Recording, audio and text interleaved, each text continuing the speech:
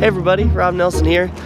I know it's just a little bit dark, but what I want to talk to you about today is how you might frame a story and write narration once you've already shot your interviews, shot your whole video. Now, the interview of an expert is one of the key ingredients to giving your content credibility. I'm really impressed with Rob's films.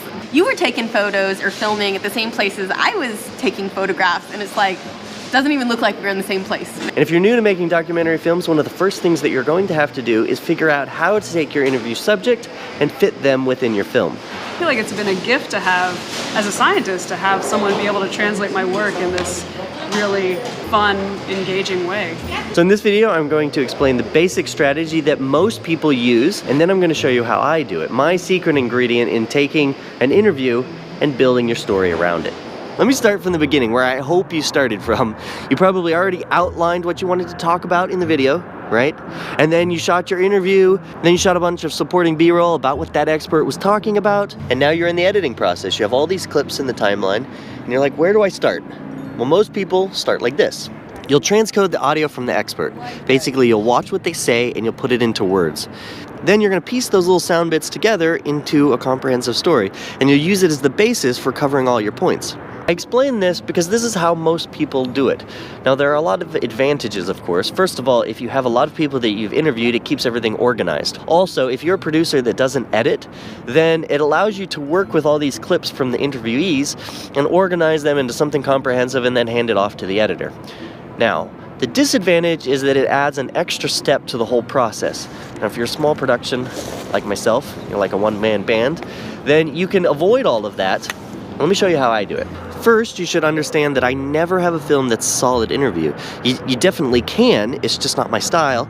I like to break it up so that about 50% is interview bits and the other 50% is my narration. And that's because as the narrator, I'm also the storyteller. I can walk the viewer through the story from beginning to middle to end quickly and use the interviewees to give my piece credibility. I think we can pull some sound bits out of that. And just to give you an example so you see what I'm talking about, I'm gonna play a very short segment of a video I finished on the bugs of Amazonia, and I want you to pay close attention to how much is narration and how much are interview bits. Okay, check this out. Estimates say up to 10 million more arthropods could be discovered, many of them right here in this intense forest.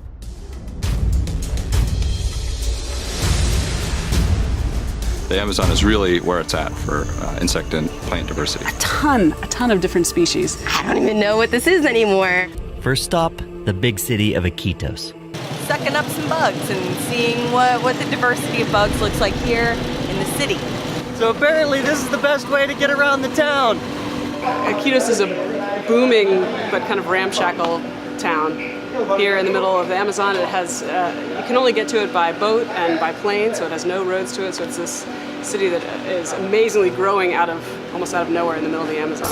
Did you see how I went back and forth between my narration and the interview bits?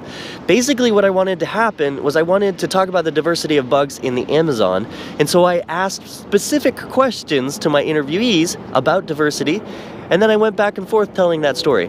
And the other thing to note is that every one of those sound bites was pretty short, like maybe a sentence or so. And here's how I might start editing that. I'll take the raw, uncut interview right here, and I'll watch the clip, you know, kind of like this, and I'll pull out good sound bites, and I'm going to drop them into the timeline. And when I'm done cutting out the sound bites, I may have, you know, a 20 or a 40-minute video. It's really large. Just realize that in the 3 to 5 minute video, the interview sound bites are really likely going to be less than half that time. This is my very long cut. And then what I'll do is I'll find the bits that have the most emotion. I'll save those. That's probably the highlight of my day. And on the bits where the expert was a little long-winded, then I'll consider narrating those little sections to spice it up. Once I have a rough skeleton of sound bites from the interview, I start to figure out what I need to do to bridge the gaps with narration. The way I like to do it is I take out my notebook and then I actually write it down. I write my rough narration. And just through trial and error, I time it to fit the spots that I need. And to be totally honest, making it work well and flow perfectly is part of the art of making the film. Fortunately, we all have a lot of time watching videos, so we have a basic idea of how it should sound. And if you're new to the filmmaking stuff, you may not have paid a lot of attention to the specifics. So if you feel a little bit lost, go back to one of your favorite video clips and take notes. How much is narration and how much are clips from your on-camera experts? Okay, I hope that gets you started making your films. Don't forget to watch the rest of the videos in this series. We're gonna start walking you through how to get public domain footage for your films, how to get music for it, how to polish it up at the very end. We have a whole bunch coming out. It's gonna be awesome. Okay, good luck making your films.